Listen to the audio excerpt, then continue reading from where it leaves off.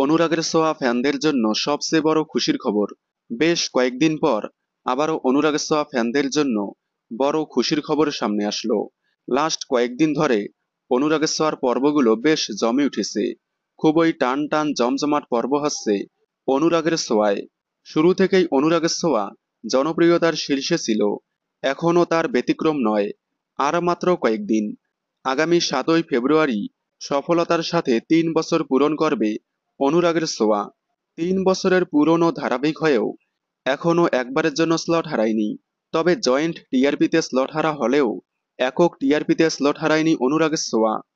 এতদিন রোশনাই এবং অনুরাগের ছোঁয়া টিআরপি আসলেও এই সপ্তাহে এককভাবে টিআরপি বেরিয়েছে অনুরাগের ছোঁয়া, রোশনাই এবং হরগৌরী পাইসোটেলের।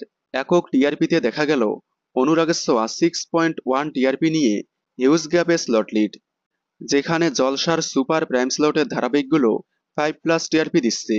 সেখানে অনুরাগের ছোঁয়া 3 বছরের পুরনো ধারাবাহিক হয়েও এখনও 6+ টিআরপি দিচ্ছে, যেখানে কিনা নন প্রাইম স্লট রাত 9:30 স্লটে থেকে অনুরাগের ছোঁয়া এককভাবে 6.1 টিআরপি দেওয়ায় খুবই খুশি হয়েছে অনুরাগের ছোঁয়া ফ্যানেরা।